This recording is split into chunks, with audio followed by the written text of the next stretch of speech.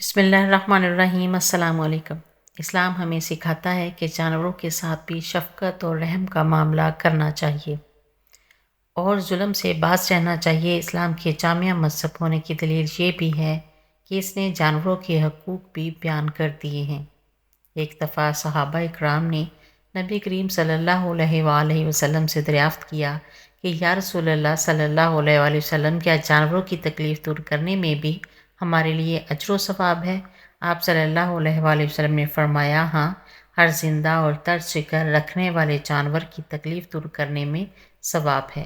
ایک دوسری حدیث میں ہے، نبی کریم صلی اللہ علیہ وآلہ وسلم نے ارشاد فرمایا، ایک جسم فروش عورت نے سخت گرمی کے دن ایک کتے کو دیکھا جو ایک کنویں کے گرد چکر لگا رہا تھا اور پیاس کی شدت سے اپنی زبان نکالے ہوئے تھا۔ اس عورت نے اپنے چمڑے کے خف سے کنویں سے پانی نکالا اور اس کتے کو پلایا۔ اللہ تعالیٰ نے اس کے اس عمل کی وجہ سے اس کی مغفرت فرما دی۔ آدمی جو کھیتی کرتا ہے یا باغ لگاتا ہے اور اس کی کھیتی اور درخت سے کوئی جانور یا پرندہ کچھ کھا لیتا ہے تو اس میں بھی مالک کو ثواب ملتا ہے۔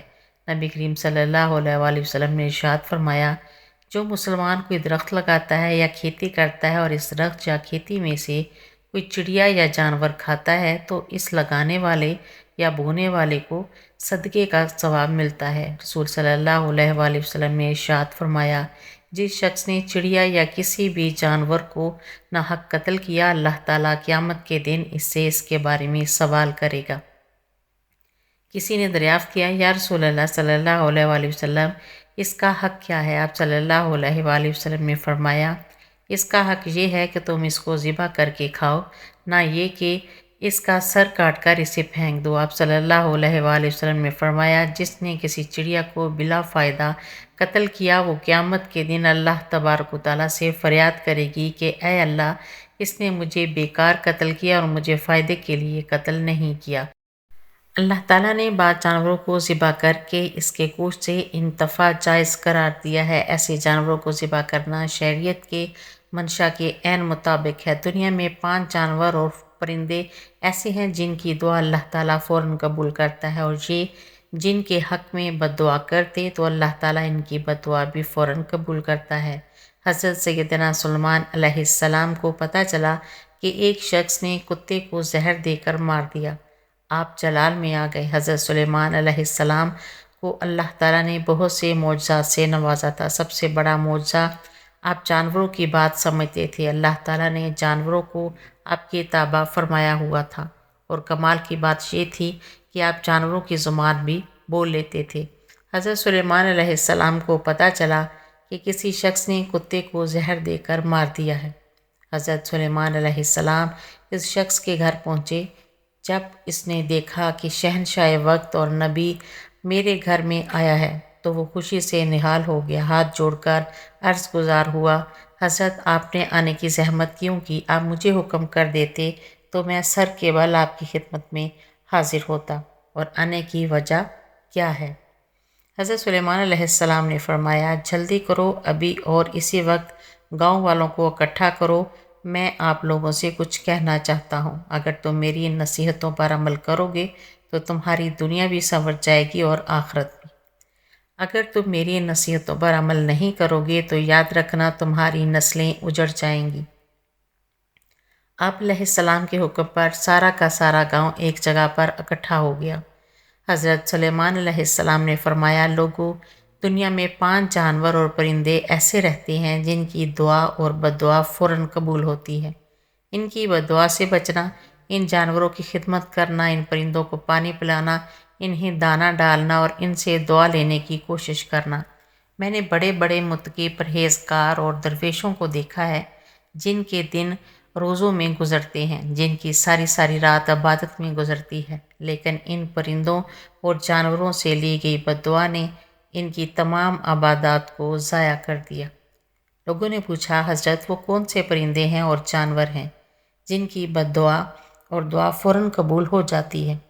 تو حضرت سلیمان علیہ السلام نے فرمایا، نمبر 1، کبوتر۔ کبوتر ایک ایسا پرندہ ہے جو اللہ تعالیٰ کے نبیوں سے محبت کرتا ہے، جو اللہ تعالیٰ کی عبادت میں مصروف رہتا ہے۔ ہر وقت اس کی زبان پر اللہ کا ورد جاری رہتا ہے۔ کبوتر جب نیند سے اٹھتا ہے تو اٹھتے ہی اللہ کا ذکر کرتا ہے، جب پرواز کرتا ہے تو پرواز کرتے وقت بھی یہ اللہ اللہ کرتا رہتا ہے۔ فرمایا نمبر 2، بلی۔ میں نے بہت سے متقی پرہیزگاروں کو دیکھا، درویشوں کو دیکھا، بہت بڑے عبادت گزاروں کو دیکھا، ان کی دعا بھی اتنی جلدی قبول نہیں ہوتی جتنی جلدی بلی کی دعا قبول ہوتی ہے۔ بلی جب کسی کے حق میں دعا کرتی ہے تو فوراً اس کی دعا قبول ہو جاتی ہے، اور جس کے حق میں بد دعا کرتی ہے وہ بھی قبول ہو جاتی ہے۔ پیارے ناظرین، بلی پر ظلم نہ کیا کرو، اگر ہو سکے تو بلی کو دودھ پلایا کرو، اس سے دعا لینے کی کوشش کیا کرو، اگر اس سے بد دعا لوگے تو تمہاری نسلیں برباد ہو جائیں گی۔ بلی پر تشدد کرو گے تمہارا گھر پریشانیوں کی دلدل میں پھنس جائے گا۔ پنجاب کا ایک شہر ہے، اس کے ایک گھر میں بلی کا آنا جانا لگا رہتا تھا۔ بلی روزانہ آتی، کبھی دودھ پی کے جاتی، کبھی روٹی کھا کے جاتی۔ اس بلی نے گھر والوں کو تنگ کیا ہوا تھا۔ ایک دن گھر کے مالک کو غصہ آیا، وہ بلی پر برس پڑا۔ بلی کو اس نے بڑی مشکل سے پکڑا، غصے میں آگ بگولا ہو کر بلی کو مارنا پیٹنا شروع کر دیا کہ وہ کہیں بیچاری تڑپتی تڑپتی مر گئی۔ تڑپتی اس شدت میں بلی نے اللہ سے کوئی بدعا کی ہوگی، اس کی بدعا فوراً قبول ہوئی۔ اس گھر میں ایک 8 سال کا بچہ تھا، عین اسی وقت اس بچے کی عقلی توازن جاتی رہی اور بچہ فوراً پاگل ہو گیا، اور ابھی بھی وہ پاگل زندہ ہے۔ رسول اللہ صلی اللہ علیہ وآلہ وسلم نے فرمایا، معراج کی رات میں نے جب جہنم میں جھانک کر دیکھا تو ایک عورت دردناک عذاب میں مبتلا تھی۔ میں نے پوچھا، اس عورت کو عذاب کیوں دیا جا رہا ہے؟ تو جبرائیل علیہ السلام نے مجھے بتایا، یا رسول اللہ، یہ وہ عورت ہے جس نے بلی کو اپنے گھر میں اس حال میں باندھ رکھا تھا کہ نہ تو یہ بلی کو دودھ پلاتی تھی اور نہ بلی کو پانی پلاتی تھی، اور بلی وہیں پیاسی مر گئی۔ بلی کا پیاس کی وجہ سے تڑپنا اس کی تباہی کا ذریعہ بن گیا، بس بلی کی بد دعا سے اسے دردناک عذاب ملا۔ نمبر 3، چڑیا۔ چڑیا ایک ایسا پرندہ ہے جسے اللہ تعالیٰ نے بے حد پسند فرمایا ہے۔ حضرت سلیمان علیہ السلام فرماتے ہیں، چڑیا کے اندر 3 خصوصیات ایسی ہیں جو باقی کسی پرندے کے اندر نہیں۔ لوگوں نے پوچھا، حضرت وہ 3 خصوصیات کون کون سی ہیں؟ فرمایا، نمبر 1، چڑیا معصوم سی ہے، چلاک نہیں ہے۔ چڑیا کسی سے لڑتی نہیں ہے۔ چڑیا کا جو ایمان ہوتا ہے وہ ایک عبادت گزار شخص سے بھی بڑھ کر کامل ایمان ہوتا ہے۔ چڑیا کامل ایمان رکھنے والی ہوتی ہے۔ دوسری خصوصیت یہ کل کے لیے آج کے دن میں کوئی دانہ پانی اکٹھا جمع کر کے نہیں رکھتی کہ یہ کل کھاؤں گی، کیونکہ چڑیا کا ایمان یہ ہے کہ اللہ نے مجھے کل تک زندہ رکھا تو اللہ تعالیٰ مجھے رزق ضرور دے گا۔ سبحان اللہ۔ تیسری خصوصیات، چڑیا ہر وقت اللہ تعالیٰ کی یاد میں مصروف رہتی ہے، ہر وقت اللہ تعالیٰ کا ذکر کرتی رہتی ہے۔ نمبر 4، کتا۔ کتا ایک ایسا جانور ہے جسے لوگ مارتے ہیں، اس وجہ سے کہ اسے مارنے سے کوئی گناہ نہیں ہوتا۔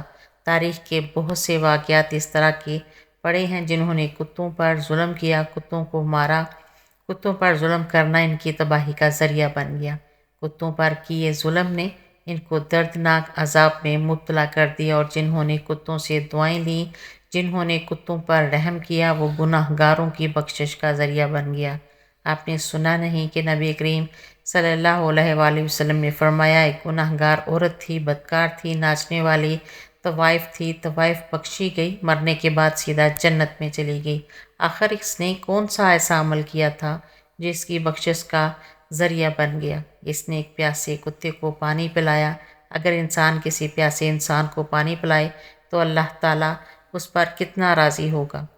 نمبر 5، چونٹی۔ چونٹی ایک عام سا جانور ہے۔ فرمایا، چونٹی کو پیروں تلے نہ روندا کرو۔ اگر تمہیں ان چونٹیوں کی اہمیت کا پتہ چل جائے تو تم مرتے دم تک کبھی بھی چونٹیوں کو پیروں تلے نہیں روندو گے۔ اگر تم انہیں روندو گے تو یاد رکھنا رزق سے ہاتھ دھو بیٹھو گے۔ اگر تمہارے ہاتھ سے کھانے پینے کی کوئی چیز نیچے گر جائے تو اسے چونٹیوں کے لیے نیچے رہنے دیا کرو، وہ کھائیں گی اور تمہارے حق میں دعائیں کریں گی، ان کی دعا اللہ تعالیٰ قبول فرمائے گا۔ فرمایا، سب کچھ کرنا، ان 5 جانوروں اور پرندوں سے بددعائیں نہ لینا۔ اگر کوئی پرندوں کی خدمت کرے تو بخشا جائے گا، تو اگر کوئی انسان کی خدمت کرے تو اللہ تعالیٰ اسے کتنا کچھ عطا نہیں کرے گا۔ بہت کچھ عطا کرے گا۔ اللہ تعالی ہمیں اچھی نصیحتوں پر عمل کرنے کی توفیق عطا فرمائے، آمین یا رب العالمین۔ میری ایسی مزید ویڈیو دیکھنے کے لیے چینل کو سبسکرائب کریں، ویڈیو کو لائک اور شیئر کریں۔ اللہ حافظ۔